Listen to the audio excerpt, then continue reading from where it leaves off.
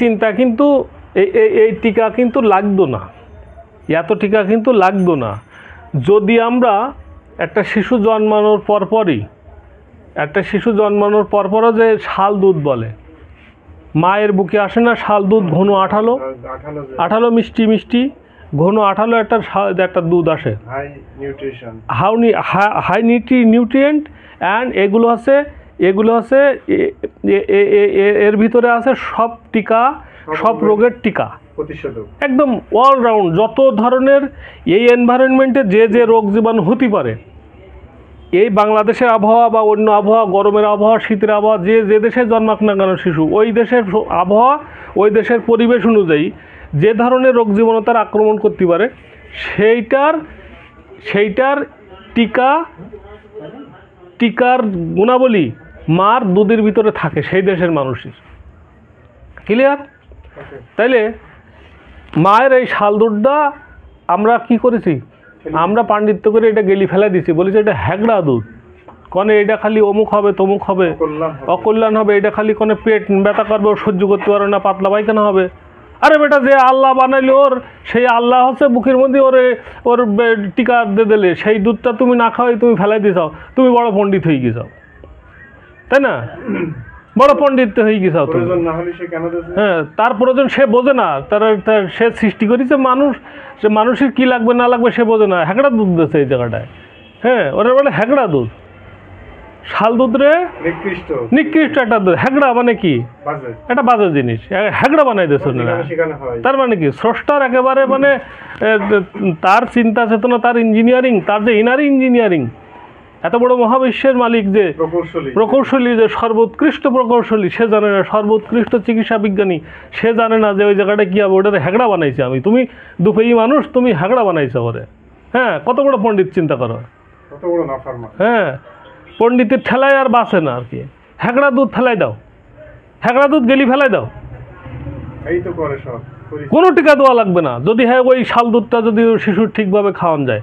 শাল দুধ খাওয়ানোর পরে মার দুধই আরেক ধরনের দুধ আসে ওই সময়ের ভিতরে। হ্যাগড়া শাল দুধটা খাওয়ানো হয়ে গেল, তার কিছু মানে 3 দিনের ভিতরে আলাদা এক ধরনের দুধ আসে,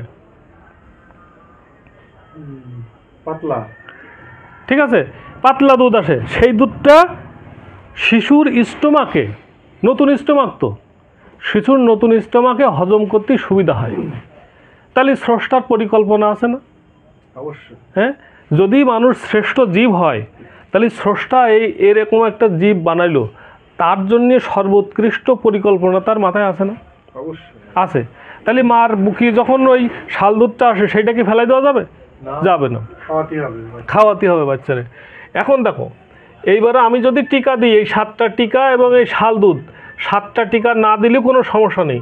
যদি শাল দুধ খাওয়ানো হয়, তাহলে 7টা টিকা না দিলেও কোনো সমস্যা নেই। শাল দুধটা কিন্তু পারফেক্ট ওয়েতে খাওয়াতে হবে, বুকের দুধ। ওকে, আচ্ছা। এখন তারপরে ধরো আমরা টিকা দিলাম, 7টা টিকা আমরা দিলাম, বা 11টা টিকা আমরা দিলাম, 7টা ডোজে 11টা টিকা, ঠিক আছে। তাইলে তখন হলো কি, আমার শিশুর বডিটা কি হলো? প্রোটেক্টেড হলো, তাই না? প্রোটেক্টেড হলো, ভাইরাস প্রতিষেধকের ভিতরে প্রতিরোধক হইল আর কি। ঠিক তেমন এটা যেমন শিশুর ক্ষেত্রে, ঠিক তেমন প্রতিটা শিশুর, প্রতিটা মানুষের যৌবনে একটা টিকা দেওয়ার দরকার হয়। সেটা হলো একটা রূপক কথায় একটা টিকা দেওয়ার দরকার হয়। সেইটারে লেখকের ভাষায় লেখক বলছে, যৌবনে দাও রাজটিকা। রাজটিকা রাজ মানে তো বোঝো, রাজ মানে সবচেয়ে উঁচু বা সবচেয়ে মর্যাদাবান, ঠিক আছে। এখন সবচেয়ে ক্ষমতাবান, সবচেয়ে শক্তিশালী, তাই না? সবচেয়ে শক্তিশালী, সবার চেয়ে বড়, সবার চেয়ে সম্মানের, এরকম না? রাজ বলতে এরকম কিছু বোঝায়। আমরা অত গ্রামারে ব্যাখ্যা করার দরকার নেই, আমাদের বুঝলেই হবে নাকি? না, তোমার আবার ভেঙিচুরি বোঝার দরকার আছে? আচ্ছা, না বুঝতে পারলি বলো, রাজ কথাটা বুঝতে পারোনি। এই হলো রাজ, সবচেয়ে উঁচু, সবচেয়ে বড়, মানে বিশাল একটা মর্যাদা সম্পন্ন আর কি, মহৎ জিনিস আর কি। তো এই রাজ আর টিকা মানে তো টিকা, তাহলে রাজ টিকা যৌবনের হিসাবে সর্বোৎকৃষ্ট টিকা দিতে হবে। তার মানে যৌবনকাল আসার আগে বা যৌবনকাল আসলে তার সর্বোৎকৃষ্ট টিকা দিতে হবে। এই টিকাটা কি?